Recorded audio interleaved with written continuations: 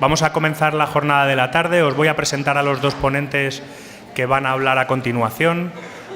Son dos personas que tienen una amplia experiencia en la atención de los menores con medidas judiciales. Ambos pertenecen al sistema judicial y no al sistema de salud. Y bueno, el primero de ellos es David Roncero, que es doctor en Psicología Clínica, Forense y de la Salud por la Universidad Complutense de Madrid y trabaja como psicólogo en centros de ejecución de medidas judiciales desde el año 2005. Está especializado en el tratamiento de menores infractores con problemas de salud mental.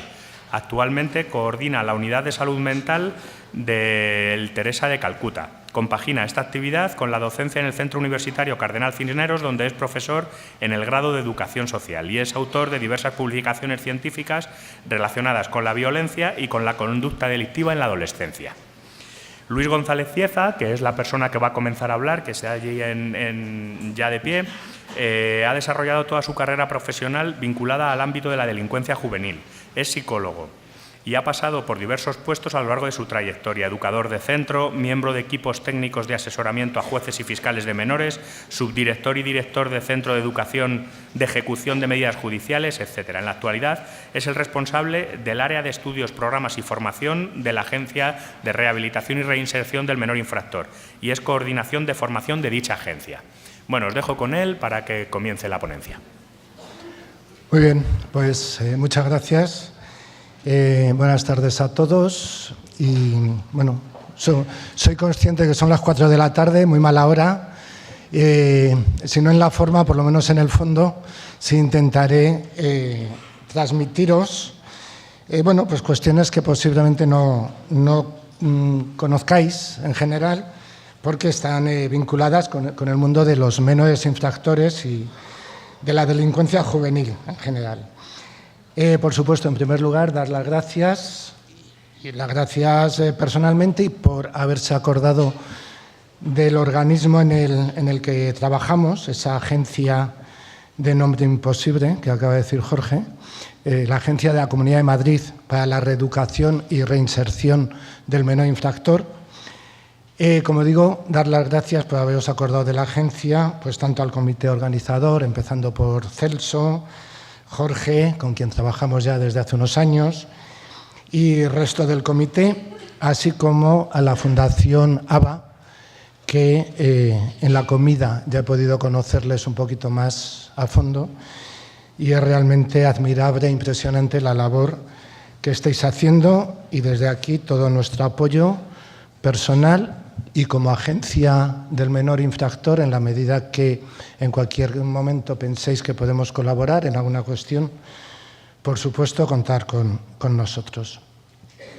La charla va a tener dos partes. Una primera, donde voy a intentar enmarcar el trabajo que hacemos con los menores infractores y qué mundo es este de los jóvenes que cometen algún tipo de delito. Hablaré algo también de salud mental y una segunda parte donde David es el responsable de la unidad terapéutica por salud mental de uno de los centros de ejecución de medidas judiciales, pues os podrá trasladar más directamente en concreto el trabajo que se hace en los casos de menores pues con trastornos mentales ya más graves, más importantes, que es lo que llevan en esa unidad. Por situaros un poco, porque yo creo que a muchos lo de menores infractores, bueno, tampoco tendréis un conocimiento en profundidad del tema, simplemente deciros de inicio que, a ver, España no es un país donde haya un problema grave de delincuencia y mucho menos de delincuencia juvenil. No. Como podéis ver en esa estadística europea de Eurostat, pues España, junto con el resto de países mediterráneos, pues somos de los que menos índices de delincuencia tenemos. Y en concreto en menores, como podéis ver ahí, año tras año, la delincuencia juvenil va bajando. En 10 años, desde que empezó a funcionar la ley del menor, esa ley que tanto sale en prensa muchas veces y que realmente poca gente conoce, esa ley de responsabilidad penal de los menores, pues ha ido bajando. Estamos ahora mismo en la mitad de niveles de delincuencia que hace 10 años. A lo largo de 10 años, si me voy a remontar, hay una gráfica, una tabla ahora que vais a ver, a lo largo de 10 años se ha bajado a la mitad. ¿Qué significa esto? Pues que no es un problema grave, no es un problema como sale.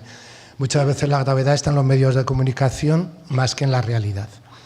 Pero eso no quita ni una pizca el que tengamos que intentar intervenir lo mejor posible.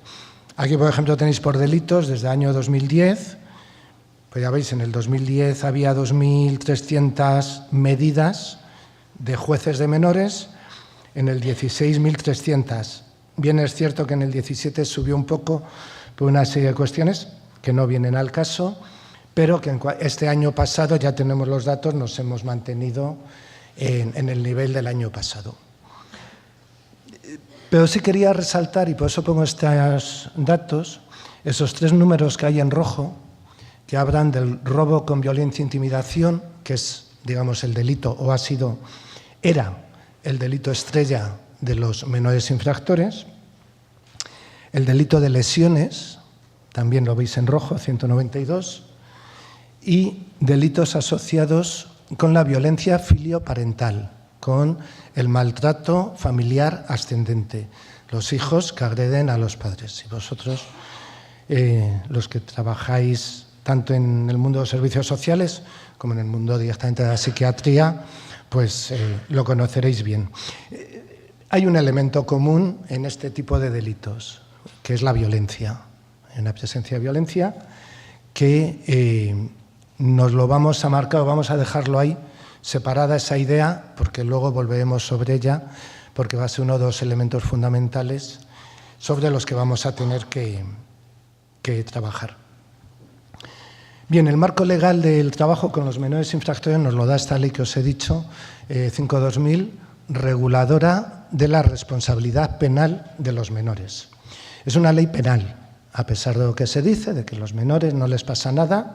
Sí, claro que les pasa, porque la ley que les regula es de responsabilidad penal y el referente es el Código Penal de Adultos. Por supuesto que les pasa. Y la ley está funcionando. Todos los que estamos, inmensa mayoría de los que estamos dentro del sistema educativo judicial o judicial educativo terapéutico, estamos a favor de la ley, a pesar de las cosas que, bueno, no voy a entrar en detalles de las cosas que se dicen sobre la ley, pero es una ley que funciona y que se desarrolla en el reglamento que figura ahí, y que establece una edad de responsabilidad de 14 a 18 años.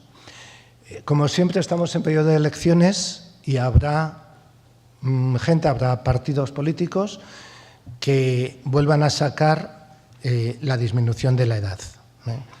Lo que os puedo asegurar es que los que estamos dentro estamos en contra de ello. Estamos a favor de ese rango de edad. Es una ley penal, pero materialmente es sancionadora, educativa, y eso significa que nos va a dejar mucho margen para el trabajo. En la ley, si os apetece leer un poco, esta ley tiene una exposición de motivos, son 6 o 7 páginas del principio, donde vienen estos fundamentos, y es muy interesante, es muy agradable. Yo no me gusta nada lo jurídico, aunque parezca mentira, donde trabajo, pero son 6 o 7 páginas que aclaran muy bien los conceptos. Y uno de ellos es ese, que vamos a poder trabajar de forma educativo-terapéutica en grandísima medida, con los menores que nos llegan. Superior interés del menor es la idea central de la ley y no mantiene los criterios de proporcionalidad como ocurre con adultos, sino que maneja más criterios de flexibilidad. El juez de menores, el fiscal, los equipos técnicos, tenemos un amplio margen, por ejemplo, para proponer una medida, o la duración de una medida de internamiento o de no internamiento. La ley marca medidas no privativas de libertad y otras que son privativas de libertad. Es una ley penal. Esto significa que nosotros solo vamos a trabajar con chicos y chicas que cometen un delito, que un juez ha dicho que comete un delito. ¿vale? Nosotros entramos en ejecutar la medida. La agencia en la que trabajo es el organismo de la Comunidad de Madrid, de la Administración, que tiene la responsabilidad de ejecutar las medidas que adoptan los jueces de menores. Ahora mismo en Madrid tenemos, por ejemplo, 250 plazas de internamiento, más o menos llenas, al 80, al 90%. Todos los chicos que tienen una medida privativa de libertad es porque un juez lo ha dicho. Por eso quiero aclarar, una cosa es protección, otra cosa somos lo que antes llamábamos reforma, lo que es ejecución de medidas judiciales, y son centros diferentes. En los centros de ejecución de medidas judiciales no entra ningún chaval que no haya cometido un delito, y en los centros de protección no se cumplen medidas de internamiento. Sí puede haber un chico en un centro de protección que tiene una medida no privativa de libertad, unos trabajos en beneficio de la comunidad o una libertad vigilada. Bueno, si crea un poco de confusión, como va a haber un turno de preguntas, podemos aclararlo un poco más. Pero sí me había planteado dejar claro el marco en el que nos movemos. Esta Ley 5/2000, que como normalmente la conocemos, tiene en su artículo 7, apartado D, establece en qué condiciones se ejecutan medidas o se pueden adoptar medidas relacionadas con salud mental más o menos grave. La leo, aunque luego David entrará más en detalle, para que os podáis hacer una idea. Una atención educativa especializada, tratamiento específico dirigido a personas que padezcan anomalías o alteraciones psíquicas. En segundo lugar, personas que presenten un estado de dependencia de bebidas alcohólicas, sustancias o drogas. Y en tercer lugar, alteraciones en la percepción que determinen una alteración grave de la conciencia de la realidad. Bien, las dos últimas parece que están bastante más o menos claras, ¿no? Alteraciones en la percepción de la realidad, no habría muchas dudas, o dependencia, consumo de drogas. Claro, la primera condición es la que da lugar a un cierto debate. Personas que padezcan anomalías o alteraciones psíquicas. Una medida de internamiento terapéutico. Bueno, eso tiene sus ventajas y sus pros y sus contras.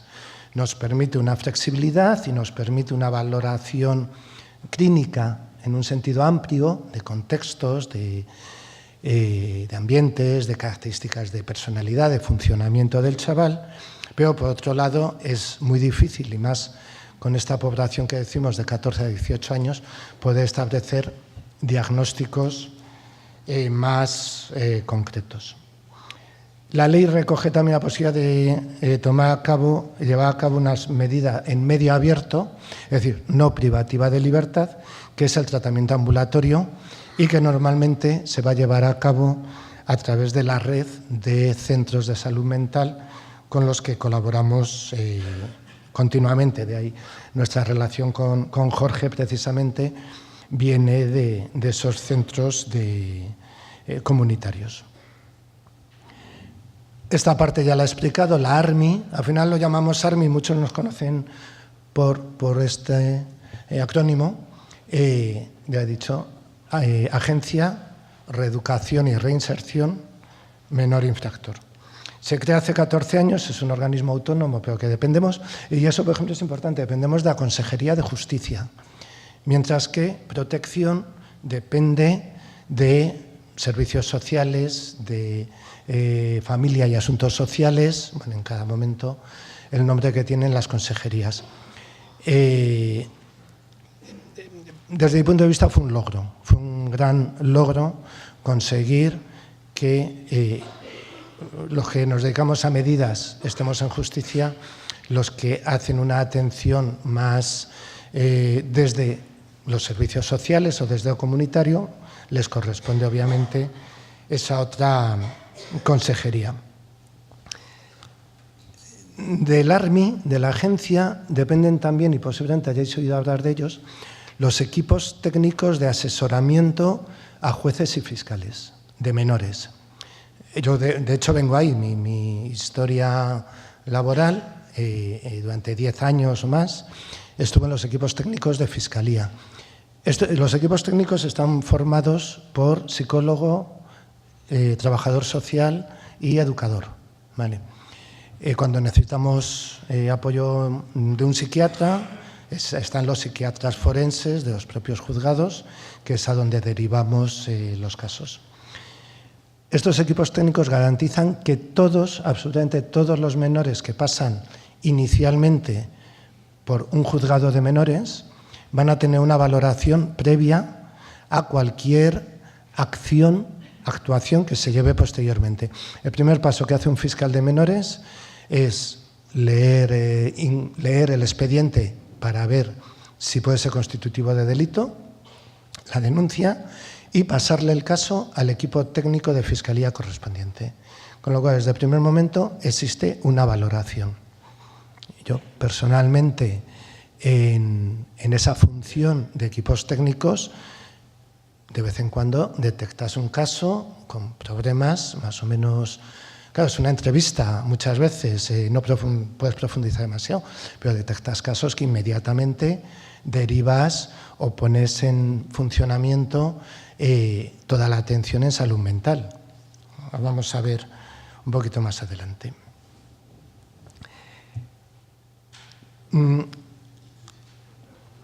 Sí. Ahora, 5 minutos. Hemos cambiado el concepto y tiene que ver con salud mental, el concepto de abordaje de los menores infractores.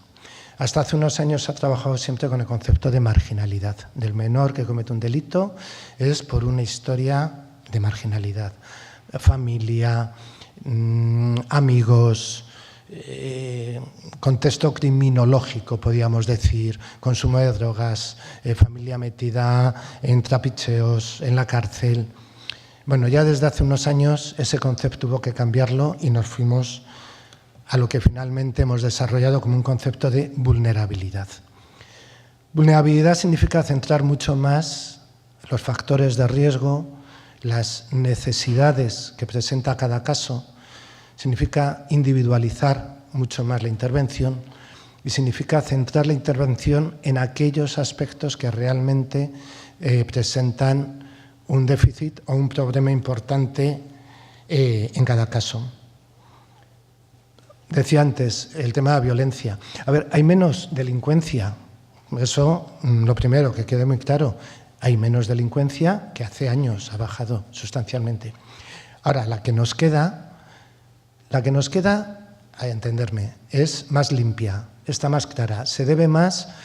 El concepto de marginalidad significa que teníamos que trabajar sobre todo, sobre la familia, el barrio, la escuela. El concepto de vulnerabilidad significa que tenemos que seleccionar los factores de riesgo. En esa selección de factores de riesgo nos encontramos con una definición más clara de la problemática de cada caso. Y lo que nos encontramos en esa problemática es el tema de la violencia. Ya he dicho, maltrato familiar ascendente, si al final es violencia también. Consumo de drogas acompaña muchas veces a conductas violentas y no voy a tocar el tema de las bandas latinas que ahí están. Y el tema de la salud mental. Y antes nos encontrábamos en salud mental con casos más complejos, más difusos, más difíciles de ver, y ya nos vamos encontrando ya con los casos que podemos definir de mejor forma. Bien, todo esto nos ha hecho, voy al punto tercero, a la necesidad de desarrollar programas especializados. La política de la agencia, a lo largo de estos 10 últimos años, pues ha sido la de centrar los temas. Centrar los temas significa, primero, valorar el riesgo, aprender a valorar el riesgo de los casos, y para eso hemos desarrollado una herramienta específica, la llamamos previa, predicción y valoración de la intervención. Bueno, una herramienta de predicción y gestión del riesgo. La conoceréis en otros ámbitos. Esta se refiere al riesgo de reincidencia, de seguir cometiendo algún tipo de delito. Y un programa central de tratamiento educativo terapéutico. Desde la agencia estamos ya también desde hace tiempo manteniendo el concepto de la intervención educativo-terapéutica. Nos basamos en que mucho de lo que ocurre con estos casos y con estas edades responden a un aprendizaje, a un buen o mal aprendizaje. Aprender a adquirir otras formas de conducta, otras formas de pensar, trabajar sobre lo cognitivo, trabajar sobre lo emocional, sobre el control de la ira, sobre el autocontrol, sobre el manejo del estrés, etcétera, etcétera. Y trabajar sobre la conducta se convierte en un objetivo prioritario que aborda este programa central de tratamiento. Y luego una serie de programas dirigidos a elementos, a cuestiones específicas, como es la violencia filioparental, los agresores sexuales o la salud mental, como podéis ver. Todos estos programas están publicados, están en la página web de la agencia. Al final, además, tendréis mi correo, el de David también, y son de acceso libre y sin ningún problema podéis manejarlos y consultarnos. Por acabar, que sé que me enrollo mucho y le quito mucho tiempo a mi compañero, simplemente daros 2 o 3 ideas. Hace 2 o 3 años, sí, 3 años, se llevaron a cabo una serie de proyectos de estrategias de salud mental del Sistema Nacional de Salud. Nos encargaron, uno de los grupos, eran 17 grupos, y uno de los grupos que se crearon era salud mental y menores infractores. Posiblemente alguno de los que estáis aquí participasteis en alguno de esos grupos. Bien, simplemente 4 ideas por resumir. Al final no fue público, esta una cuestión interautonómica y con que hubiera 1 o 2 autonomías con que no estuvieron de acuerdo en alguno de los grupos, pues ya no salió para adelante. Sobre nuestro proyecto no hubo queja, o sea, podría haber supuesto un elemento común de trabajo a nivel nacional. 3 conclusiones. Entendíamos la justicia juvenil como una oportunidad y eso es importante que os lo podamos transmitir. En salud mental, lo mismo que ocurre en otra serie de cuestiones, como puede ser la violencia filioparental o puede ser grupos violentos. Ahora, igual os sorprende un poco, estamos muy metidos en el tema de radicalización yihadista, porque empezamos a encontrar casos, chavales, que presentan esa línea de trabajo. Bueno, también es una oportunidad para él y para nosotros, el que podamos detectar en momentos tempranos, puedo hablar de eso y puedo hablar de salud mental, en momentos tempranos líneas de funcionamiento, líneas de futuro que puede llevar un chaval, que lo que está muy claro en todas estas cosas es que cuanto antes se detecten, mejor pronóstico van a tener. Y precisamente el paso por justicia juvenil, en muchos casos, y ahí es donde os decía los equipos técnicos de Fiscalía, se están detectando casos que han pasado desapercibidos en colegios, en institutos y que posiblemente seguirían pasando desapercibidos hasta los 21, 22, 23 años, cuando ya sea mucho más difícil el cambio. Oportunidad en la detección, oportunidad en la intervención.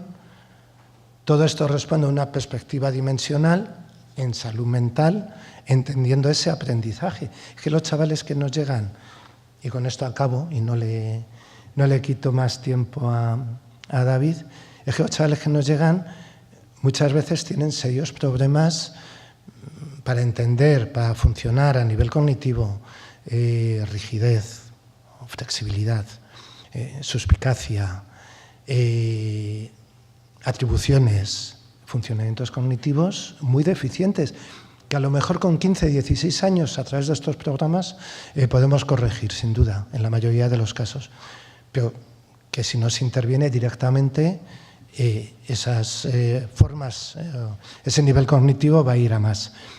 A nivel emocional, estrategias de autocontrol, manejo de la ira, resolución de situaciones conflictivas.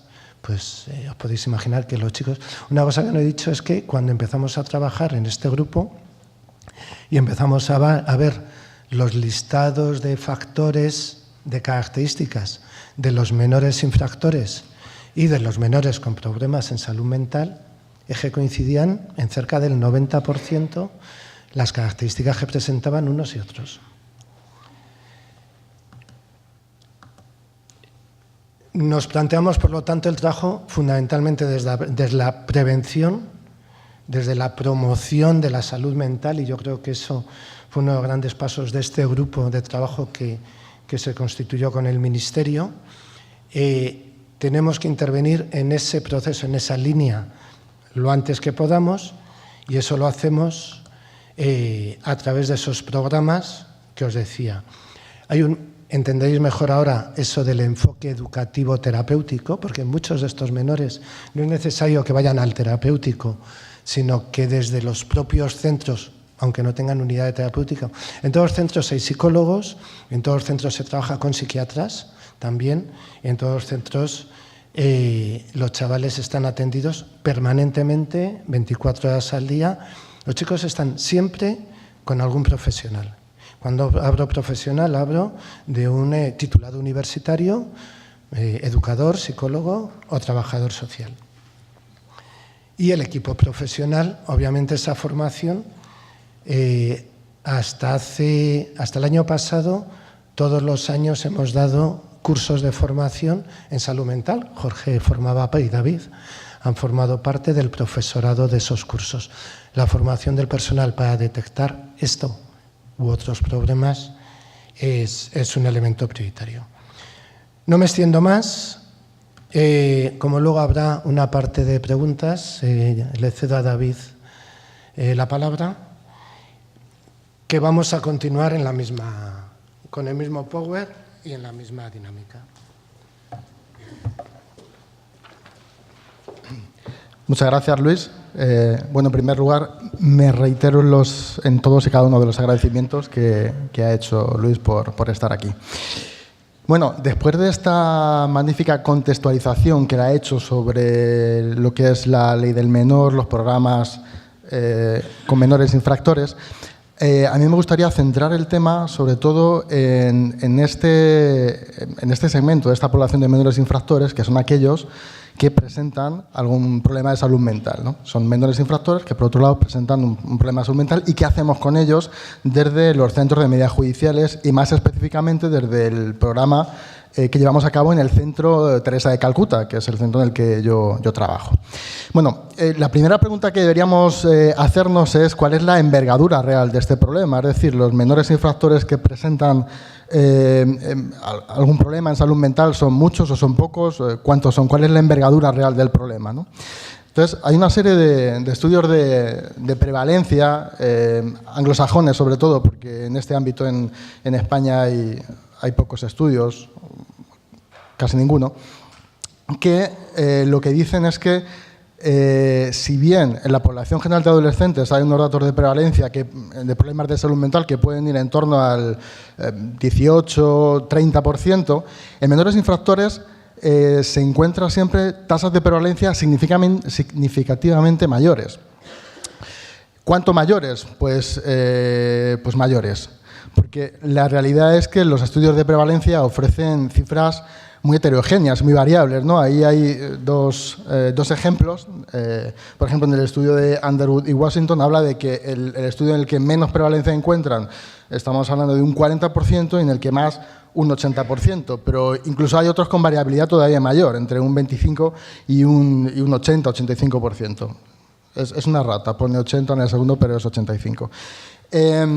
Entonces, esta alta variabilidad de las cifras probablemente pueda tener causas estrictamente metodológicas, es decir, aparte, por supuesto, de que el ingreso del menor en el sistema de justicia permite una mejor detección, pero también depende del instrumento que se use, de los umbrales diagnósticos, pues puede haber, o del tipo de población, porque si establecemos el segmento de menores infractores que están en centros, ahí aparece esta problemática significativamente en mayor frecuencia.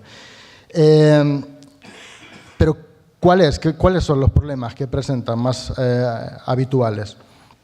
Para entender esta alta tasa de prevalencia lo entenderemos un poco mejor si nos damos cuenta de que la mayoría de los trastornos que se detectan tienen que ver con trastornos del comportamiento, más bien, trastornos de conducta, trastornos del comportamiento perturbador. También trastornos relacionados con el consumo de sustancias, que evidentemente ahí sí que hay una relación mucho más clara entre ese tipo de patología y la delincuencia. Aparecen también trastornos por déficit de atención con hiperactividad, en la medida que la impulsividad es algo que puede tener que ver en conductas y actitudes violentas. También aparecen trastornos de ansiedad, trastornos del estado de ánimo y en mucha menor medida, bastante menor medida, aparecen muy poco, pero hay que tenerlos en cuenta por la gravedad del mismo, trastornos mentales más graves como pueden ser los trastornos psicóticos. Luego veremos en nuestro centro cuál es la tasa de estos trastornos. Bien, entonces, desde el sistema de justicia se establecen dos tipos de medidas a las que ya ha hecho referencia a Luis y no ahondaré mucho más, que sería el internamiento terapéutico por salud mental y el tratamiento ambulatorio. El internamiento terapéutico por salud mental es una medida privativa de libertad, es decir, es una medida en la cual el menor tiene que ingresar en un centro a instancias de un juez y esta medida se puede cumplir con diferentes niveles de intensidad, ¿no? En función de las circunstancias personales, sociales y familiares de cada menor y también, evidentemente, de la gravedad del delito. Bien, en un tratamiento terapéutico por salud mental en régimen cerrado, los menores no podrían hacer actividades fuera del centro, mientras que en un internamiento en régimen semiabierto o abierto sí que podrían hacer algunas actividades. Y esa es la razón por la que a veces, cuando tenemos que trasladar a estos menores, por ejemplo, a centros de salud mental o a urgencias hospitalarias, en algunos casos tienen que ir con custodia policial y en otros casos no. Y es fundamentalmente por este régimen de medida, ¿no? Y luego estaría el tratamiento ambulatorio, que es una medida no privativa de libertad que se establece cuando la entidad jurídica de los hechos pues, es menos gravosa, pero sigue habiendo esta necesidad de tratamiento en salud mental. En esta medida, el menor tendría que asistir obligatoriamente a un centro designado con la periodicidad que se determine, ¿verdad? Lo que pasa es que en la práctica estas medidas de tratamiento ambulatorio entiendo que así se hace, que deberían aplicarse cuando el trastorno de salud mental es el único factor de riesgo que se encuentra en un menor. Y esto, pues habitualmente, pues no es lo que ocurre. Entonces hay otras alternativas no privativas de libertad, como pueden ser las medidas de libertad vigilada, en las cuales sí que se puede establecer la obligatoriedad dentro de su programa de ejecución de que el menor acuda a tratamiento si así lo necesita. Pero a la vez se pueden abordar otras esferas que también son problemáticas. Bien, esta heterogeneidad y esta alta variabilidad de los problemas de salud mental en este tipo de menores, claro, si hacemos caso a los datos de los estudios epidemiológicos, si un 80% de los menores tienen problemas de salud mental y las medidas terapéuticas, como ha dicho Luis, tendrían que ser aplicadas cuando hay algún tipo de anomalía o alteración psíquica, entonces parece que tendríamos que aplicar esta medida en el 80% de los menores que cometen delitos, lo cual pues, no tiene sentido, porque estaríamos obviando otros factores de riesgo que son en la mayoría de las ocasiones mucho más importantes. Entonces esto nos lleva a la necesidad de establecer varios niveles de intervención desde el sistema de justicia, especificando así cuáles son los criterios por los que un menor tendría que entrar en la unidad de salud mental con una medida de internamiento terapéutico. Tendríamos un nivel 1, por así decirlo, un nivel en el que no se detecta ninguna psicopatología relevante y, por tanto, pues, el menor infractor tendría que cumplir su medida, bien sea privativa o no privativa de libertad, desde un recurso ordinario. En un segundo nivel sí que encontraríamos ya algún tipo de patología que conlleva alguna afectación leve, pero ahí la propuesta sería una medida, por ejemplo, de internamiento ordinario con apoyo específico por profesionales de salud mental, pero desde el propio centro de ejecución de medidas judiciales. Y un tercer nivel, en el cual ya sí encontramos trastornos mentales graves, como puede ser una psicosis, trastornos graves del estado de ánimo, pero no solo eso, sino otro tipo de entidades diagnósticas que, aun no teniendo esa envergadura, sí que conllevan alguna disfunción grave. Es decir, menores que, sea cual sea el nombre que le pongamos a su patología, o no pueden convivir con el resto de menores, no tienen la capacidad de poder tener una convivencia ordenada con el resto, o bien no pueden aprender, no pueden desarrollar esos aprendizajes al mismo nivel que otros menores en las medidas ordinarias. De tal manera que, como nosotros pertenecemos al sistema de justicia, tendríamos que aplicar un criterio más bien de funcionabilidad antes que el mero diagnóstico. Como decía Luis, el criterio para aplicar una medida terapéutica es algo difuso. La Fiscalía General del Estado estableció algunos criterios a través de una circular mediante los cuales ahondaba también en esto que les digo, de que prime un criterio de funcionalidad antes de que un criterio clínico, meramente diagnóstico. Y dice ya la Fiscalía General del Estado en esta circular que las medidas terapéuticas habría que aplicarlas a menores que resultan inimputables por los hechos que han cometido, por tener anuladas sus capacidades cognitivas y volitivas. En este caso, la medida terapéutica funcionaría como una medida de seguridad, pero también deberían de ser aplicadas a otros menores que, aún no siendo declarados inimputables, sino que su imputabilidad pueda estar mermada, pero no anulada, también se apliquen estas medidas en caso de que la disfuncionalidad del menor así lo aconseje. Pero va más allá y dice incluso, y dice textualmente, aplicar estas medidas a los menores que las necesiten, aunque su enfermedad, cito textualmente, dice enfermedad, no suponga algún déficit, alguna insumputabilidad. Es decir, que al final estas medidas habría que aplicarlas siendo un recurso que está a disposición de estos menores cuando se necesite, más por el programa que se pueda aplicar que por el diagnóstico que puedan tener, más concreto. Bien, y esto nos lleva, como nosotros pertenecemos al sistema de justicia, con este tipo de menores en concreto, evidentemente se hace necesaria una coordinación entre nuestro sistema de justicia y la red de salud mental. ¿Cuándo se debe hacer esta coordinación? Pues nosotros entendemos que desde el principio, desde que el menor llega. Luego hay que tener en cuenta cada caso particular, cuál es la gravedad, si tiene historia previa de intervenciones anteriores, el tipo de medida, la duración, pero habría que procurar mantener esa coordinación desde el principio, durante el desarrollo de la medida judicial y al final. Aunque estas tres funciones se pueden hacer en cada una de las etapas, es verdad que cada una de ellas puede tener un mayor peso en cada una de ellas. Por ejemplo, en la etapa inicial, la transmisión de información sería fundamental. Luego habría que ir coordinando acciones encaminadas sobre todo a cuando los menores terminan la medida judicial, porque la medida judicial no se puede ampliar. A veces, cuando hablamos con profesionales de la salud mental y nos dicen, pero es que este chico no podría estar más tiempo allí en el centro. No puede estar, porque es una medida judicial.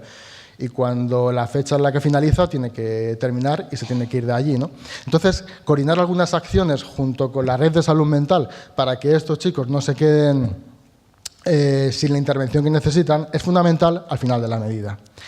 ¿Y cómo se puede hacer esta coordinación? Pues evidentemente a un nivel básico, es decir, los técnicos de uno y otro sistema que puedan hablar y coordinar esas acciones, pero también es cierto que hay casos que por su entidad, su gravedad, o la gravedad de su patología o el riesgo que puede entrañar que ese chico pueda quedar en libertad sin ninguna asistencia, a través de niveles jerárquicos superiores que puedan establecer una coordinación más directa en esos casos más graves. Bien, pues para estos chicos, para estos menores, está la unidad de salud mental del Centro Teresa de Calcuta, que en la diapositiva abajo a la izquierda está todo el centro, y la unidad de salud mental está integrada en ese centro y ocupa 3 grupitos educativos dentro de todo ese complejo. Porque la unidad de salud mental se concibe como una unidad residencial semi-independiente del propio centro de ejecución de medidas judiciales. Es decir, entendemos que los menores tienen que estar en sus grupos educativos, que son 3, pero aunque hacen actividades específicas para ellos, también entendemos que es importante que hagan otras actividades en coordinación con otros menores infractores que tienen medidas ordinarias. En la unidad de salud mental trabajamos 2 psicólogos, 2 trabajadoras sociales, un psiquiatra, 3 educadores tutores, un total de 12 educadores y luego hay otro personal de apoyo que compartimos con el resto de menores. Estaríamos educadores, monitores de talleres y también personal sanitario. Hay una médico y dos enfermeras. Como decía, hay 3 grupos educativos, máximo de 8 menores por grupo. Fíjense que estamos hablando de grupos máximo de 8 menores, grupos muy reducidos, con acompañamiento educativo siempre, incluso grupos que a veces ya no es 8, sino que cuando hay grupos especialmente necesitados, pues se puede hacer grupos de 4 o 5 menores. Pero les decía que esto es una unidad residencial, no es una unidad hospitalaria. Es verdad que hay personal sanitario, hay médico, hay psiquiatra, hay enfermeras, pero el personal de atención directa es personal educativo. Entonces, es por eso que cuando hay menores que no están estabilizados o que están en fase aguda de su sintomatología, es necesario a veces contar con la red de salud mental, incluso realizar algún ingreso hospitalario de urgencia en alguna unidad psiquiátrica.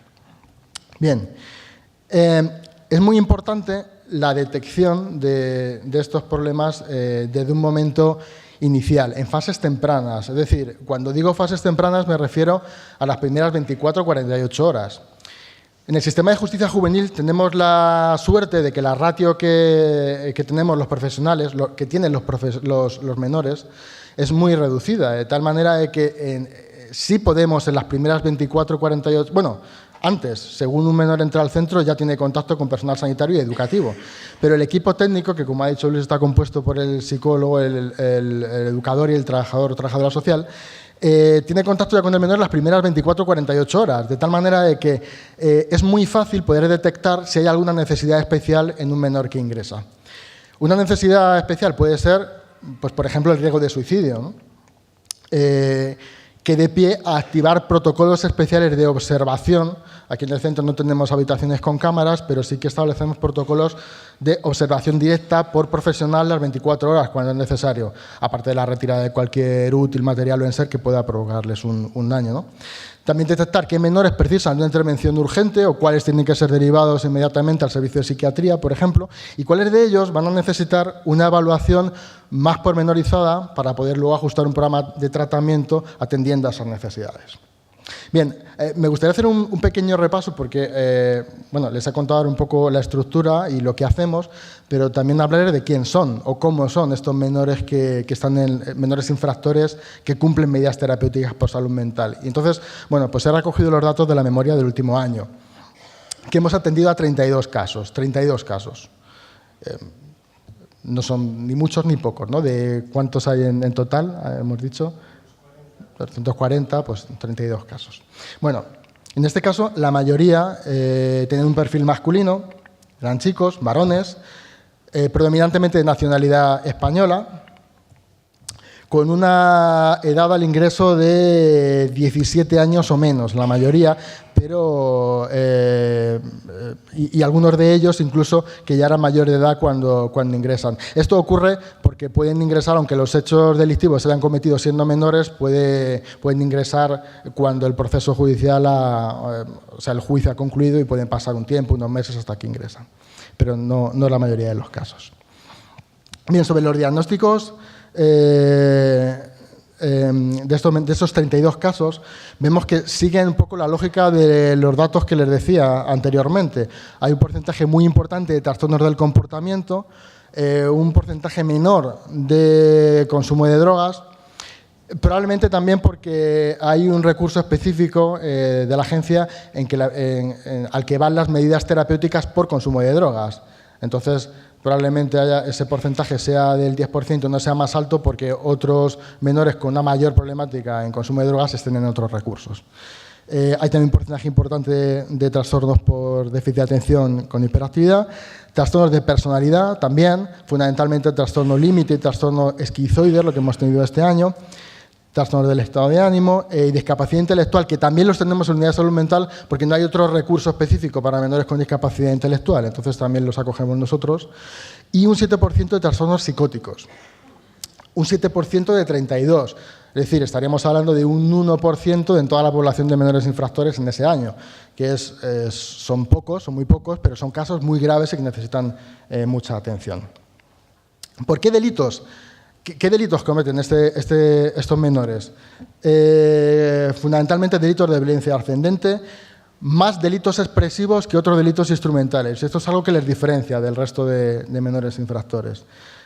Como vemos, homicidio en grado de tentativa, lesiones, violencia ascendente, que son amenazas, que son la mayoría de los delitos. Delitos expresivos mediados por la impulsividad y la violencia. Pero me gustaría también hablar de la otra cara de estos menores. Son infractores, sí, pero si ahondamos un poco más, también son menores que han sido o todavía son víctimas de muchas cosas. Por ejemplo, en estos 32 casos que hemos atendido este año, había más de 1 de cada 4 habían sido víctimas de acoso escolar o lo habían sido hasta hace poco. Casi la mitad habían sido o eran todavía víctimas de maltrato en su familia. Y fíjense, prácticamente 3 de cada 4 habían sufrido algún tipo de abandono a lo largo de su vida. Y más significativo aún es el dato de que 31 de los 32, prácticamente todos, al menos había sido o era víctima en al menos una de las 3 categorías, 31 de 32. No quiero decir con esto que los menores infractores sean infractores o cometan delitos porque son víctimas de... No se trata de justificar nada. Pero sí también ver la otra realidad, la otra cara, que son perfectamente compatibles. Alguien puede ser victimario y víctima a la vez. Un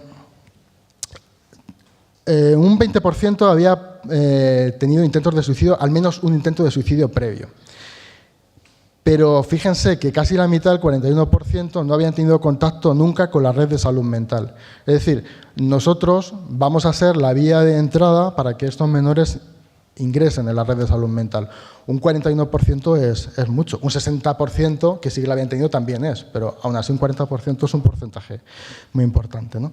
De la experiencia con estos menores, vemos que son menores que tienen dificultades para establecer vínculos, que establecen relaciones sobre todo con el adulto de rechazo y de cercanía a la vez, que tienen muchas dificultades para consolidar hábitos y rutinas, que presentan una inestabilidad emocional que repercute en que sea muy difícil que mantengan los logros y aunque les cueste mucho conseguir algún logro determinado, en cualquier momento todo se puede venir abajo ante un estímulo, ante una circunstancia que les hace cambiar. Menores con déficit en su competencia social, que han tenido una historia de fracasos por todo, y que se etiquetan a sí mismos como fracasados, ¿no? en los estudios, con la familia, y que además los que han tenido intervenciones terapéuticas anteriores han generado una situación de rechazo, precisamente por el fracaso que anteriormente han tenido, ¿no? Bien, para atender la intervención, nosotros tenemos este doble objetivo de reinserción e inclusión social porque, me gustaría reseñar esto, son chicos que son doblemente estigmatizados. Fíjense que son menores infractores, pero también tienen problemas de salud mental y entonces tienen ese doble estigma social. La sociedad los etiqueta como delincuentes y los etiqueta como locos, pero es que dentro de su propio microsistema, los menores infractores les etiquetarán también como locos y con los otros menores con problemas de salud mental les etiquetan como delincuentes.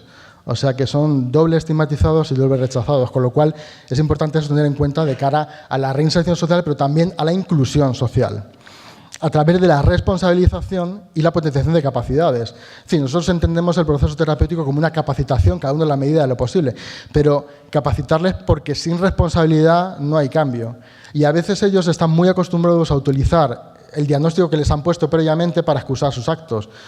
Yo he cometido un delito y soy agresivo porque soy hiperactivo. Y esto es algo que es pernicioso y que hay que intentar revertirlo a través de la responsabilidad. Sin responsabilidad no hay cambio. Bien, esto lleva a una individualización del ajuste de la metodología del trabajo que implica la inclusión del psiquiatra dentro del equipo técnico para que también tome decisiones al mismo nivel que los otros miembros del equipo técnico, no solo que sea un profesional que venga al centro a tratar a los menores, sino que participe de todas las decisiones con respecto a ese menor. Aplicación de programas en grupos reducidos, con un bajo ratio por profesional, de tal manera que podemos establecer 3 tipos de programas. Programas generales en los que participan al mismo nivel que otros menores con medidas ordinarias. Programas en los que se requiere una adaptación en el contenido o una adaptación en el propio grupo para hacerlo más fácil de asimilar los conocimientos, como podrían ser, el programa central de tratamiento educativo y terapéutico o otro tipo de programas, pero también la necesidad de realizar programas específicos que solo sean para ellos. Por ejemplo, el tratamiento psiquiátrico, que ya hemos dicho, el programa ambiental de control de contingencias, un sistema de créditos para que ellos puedan conseguir premios y reforzadores a través de su propia conducta, taller de estimulación cognitiva que hacemos en el centro a través de la metodología del aprendizaje por proyectos, la arteterapia para desarrollar el proceso creativo y talleres ocupacionales, pone aquí, dicen, talleres ocupacionales como puede ser el huerto, cerámica, creación de una revista, en fin. Bueno, ya para terminar, me gustaría hacer esta pequeña reflexión sobre estos menores.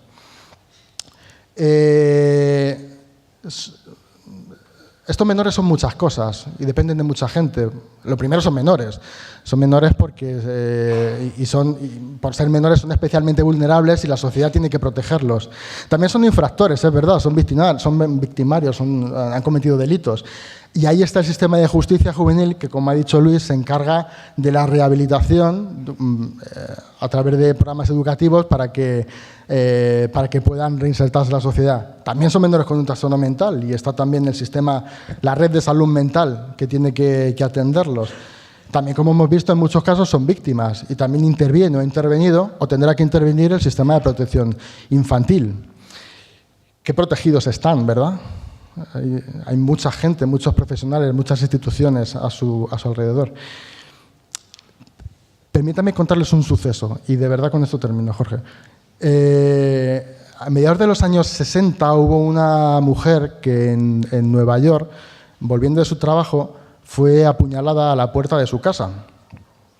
Y fue apuñalada en 2 actos, porque primero el asesino la apuñaló, la mujer gritaba, algún vecino se asomó a la ventana, le dijo que parara, lo cual le hizo huir al que le estaba apuñalando, pero a los 15 minutos, y como vio que no bajaba nadie, volvió otra vez, agredió sexualmente a ella y la terminó de apuñalar hasta que la mató. La víctima no paró de gritar y había 38 vecinos a su alrededor, ¿verdad? Bueno, este suceso, que está en todos los libros de psicología social, probablemente exagerado, con fines didácticos, entiendo, llevó a 2 profesionales, a Darley y Latane, a desarrollar su teoría de la difusión de la responsabilidad, el efecto espectador, que viene a decir que ante una desgracia es menos probable que recibamos ayuda cuanta más personas están a nuestro alrededor, ¿verdad? Bueno, pues estos menores son un poco de todos, como hemos visto, pero no son enteramente de nadie.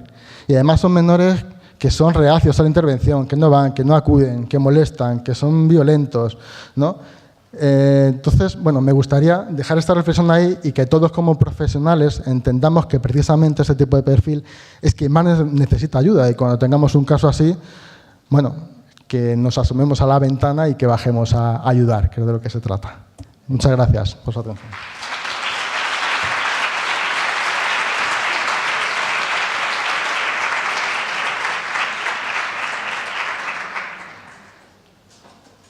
Comenzamos el turno de preguntas. No sé si hay alguna pregunta entre el público. Si no, empiezo yo con una que tengo ganas de hacer. Has contado que alrededor del 40% habían tenido contacto con los recursos de salud mental y el 60% no. El 40% no había tenido. Bueno, pues el 40% no había tenido contacto cuando en realidad todos van a un centro terapéutico después, con lo cual hay una serie de personas que no han sido atendidas. ¿Tenéis alguna cifra con respecto a la atención que se consigue hacer luego una vez salen del centro? Si se sabe la continuidad que se consigue luego después. Y pregunto esto por una cosa que me ha surgido durante la exposición, y es que yo jamás he hablado con el Teresa de Calcuta y el Teresa de Calcuta jamás ha hablado conmigo y hemos compartido unos cuantos pacientes. O sea, no es una cuestión del Teresa de Calcuta y es una cuestión de todos, ¿no? Como tú estás diciendo, pero que no lo he hecho y ya hemos compartido alguno que otro. ¿Dónde que...? Yo creo que no hace falta. ¿No hace falta? Ah. Nosotros, siempre que sale un menor de la unidad de salud mental, siempre hacemos una derivación a salud mental de zona. Lo que pasa es que va a la zona a la que va a vivir, ¿no? A la zona a la que está adscrito. El problema es que a veces tenemos chicos que, como no han tenido contacto con el sistema de salud mental, no tenemos zona a la que acudir, porque ahí se suma otro problema. Por ejemplo, el problema de los menores no acompañados o, en fin, que al no tener historia previa es muy difícil hacer la derivación. Nosotros lo hacemos siempre en todos los casos. Lo que pasa es que una vez que salen, nosotros perdemos el contacto de lo que hacen. Entonces, los profesionales que entran a partir de ahí son ya técnicos de libertad vigilada, con los que entiendo si habrás tenido coordinación después, ¿no? Sí, con los técnicos de libertad vigilada he tenido mucho contacto, pero si no hay una libertad vigilada, o sea, yo la dificultad que estoy teniendo sobre todo es la continuidad de los tratamientos una vez acaba la libertad vigilada. Claro. Con la libertad vigilada no es demasiado problema, ¿no? Claro. Pero ahí la continuidad, no sé, tendríamos que hacer algún tipo de protocolo o medida o programa. Claro, el tema es que la continuidad en estos chicos, muchas veces ellos no quieren tener esa continuidad y son menores que, cuando tienen la ocasión de recibir o no tratamiento, muchas veces deciden no recibirlo y desaparecen, es verdad. Eso es cierto, es un problema. Sí. ¿El micrófono dónde está? Ah, por ahí.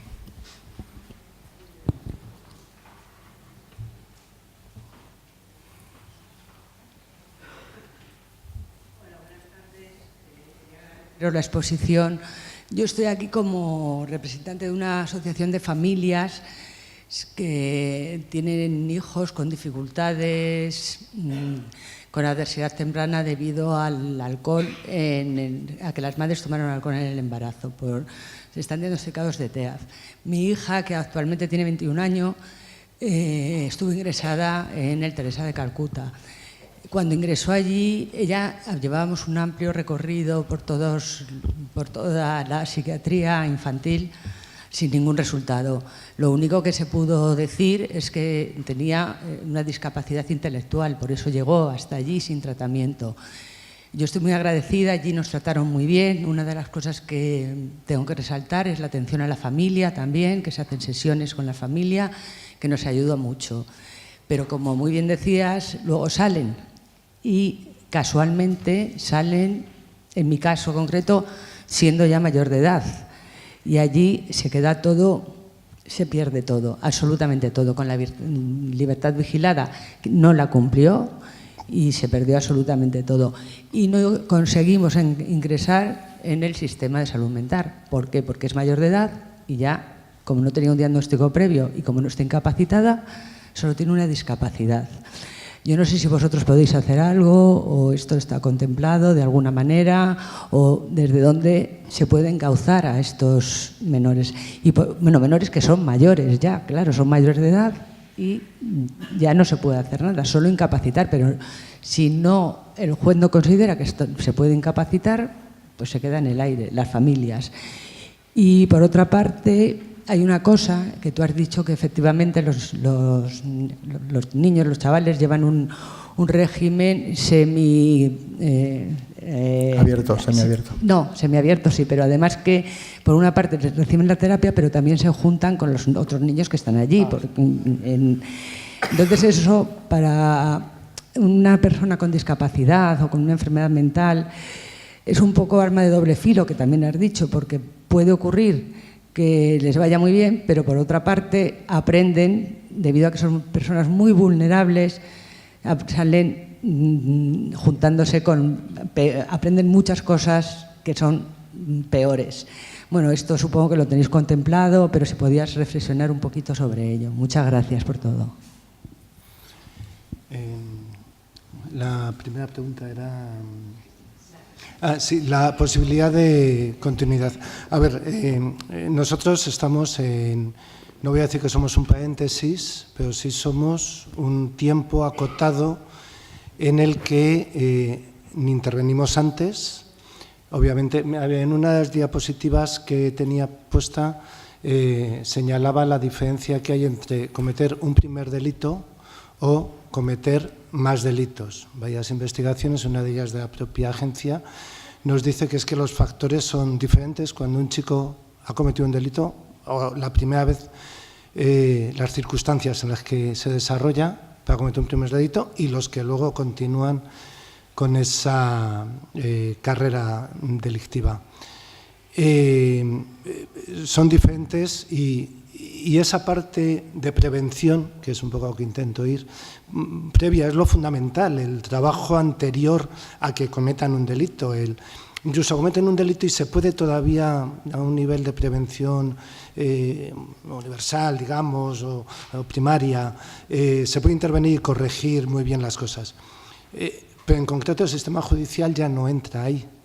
No entra en esa parte previa y no entra en la posterior, es que no nos dejan, es que no podemos. Es que el chico continúa en esa libertad vigilada 3 meses, 6 meses, desde el centro se intenta hacer la conexión con la salida, en la libertad vigilada empieza a fallar porque han disminuido lógicamente los niveles de control, pero es que finaliza la libertad vigilada y nosotros, sistema judicial, ni podemos ni nos dejan, de alguna forma.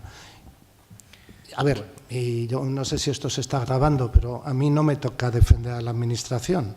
Es decir, falta recursos, falta inversión y yo no me puedo quejar de cómo nos tratan a los profesionales o al ámbito de la ejecución de las medidas judiciales. Creo que en Madrid, por lo menos, que lo que conozco, está suficientemente bien tratado.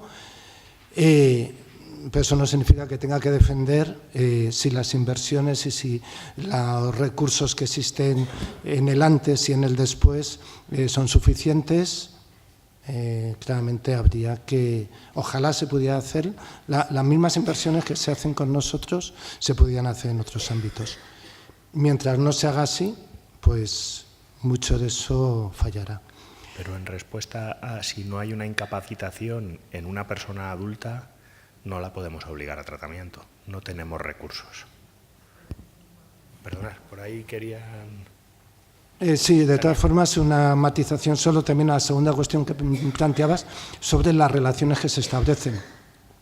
Obviamente se establecen relaciones, pero ten en cuenta una cosa. Has dicho que tu hija o algo así estuvo en un centro. Actualmente, muchos de los casos que tenemos, desde esa posición de vulnerabilidad, son chicos y chicas, muchos de ellos y muchas de ellas, que están en situación similar posiblemente a la que estuvo contigo. Es decir, desde que los chicos y chicas no nos vienen fundamentalmente o predominantemente de ambientes de marginalidad, pues nos vienen de situaciones sociofamiliares, nivel económico, clase social, familias, que tampoco son tan disruptivas como las que nos encontrábamos hace años. Sin duda habrá podido tener relación con chicos y chicas con otras características. Y bueno, se intenta manejar y cuidar, eso sí lo podemos garantizar los profesionales de los centros, manejar y cuidar esas relaciones en todo lo posible. Y me atrevería a decir que no tienen, tal vez en muchos casos no sean peores que las que se pueden encontrar otros chicos y chicas de otros ambientes haciendo una vida más o menos frecuente hoy en día, de fines de semana, de salidas, de consumos. Bueno, vamos a la última pregunta y cerramos el turno porque hay que continuar con la jornada, que si no, no terminamos. ¿Se me oye? Ah, sí. Sí. Muchas gracias, ha estado súper interesante y os quería hacer una pregunta. ¿Alguno de los tres tenéis experiencia con el proceso de extensión o de prolongación de la patria potestad, que es un recurso que yo he visto alguna vez en algún informe pericial?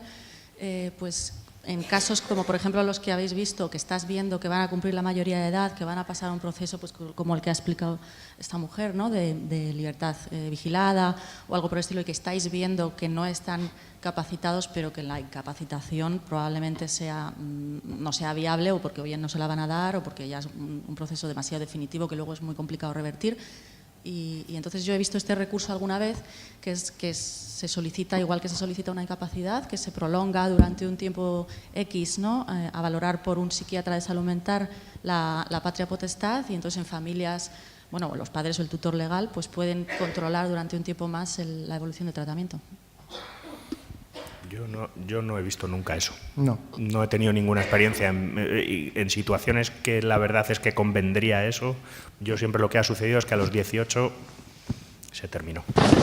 Eso es lo que yo he visto, pero me informaré porque desde luego parece un recurso interesante para algunos de los chavales y para el caso en particular que han contado. Pero mira, te comento 2 casos de esta mañana que me han pasado. Uno, chico ya mayor de 18 años, que sale, no sé si del Teresa de Calcuta, que no tiene nada, donde es un chaval magrebí, lleva ya unos años en España, pero no tiene familia, ha estado cumpliendo una medida, ha estado en talleres, ha tenido una formación, pero sale ya con 18 años y 6 meses. Bueno, me comentaba la compañera esta mañana, dice, es que no sabemos, ya no es nuestro, ha terminado la medida judicial y no sabemos qué hacer con él. Tenía un problema grave que iba a hablar con la directora general de la agencia, diciendo, y me comentaba al mismo tiempo, una chica, está por maltrato familiar ascendente también, mayor de edad o cerca de la mayoría de edad, que los padres están dispuestos a pagar una pensión, a pagar lo que sea, no lo que sea, sino a dar la otra solución, pero bajo ningún concepto quieren que vuelva a casa. Bueno, a que voy, el abanico de situaciones es tan amplio que tal vez esa solución que aportas en algún caso podría ser planteable, pero no es lo habitual. Como dice Jorge, no nos solemos encontrar con ese caso, sino más bien con estos otros, que algunos sí pueden regresar al domicilio, pero hay otros que o no lo tienen o ya por edad o por características personales la misma familia no apoya la idea. Terminamos la mesa y os dejamos con la que viene a continuación. Muchas gracias.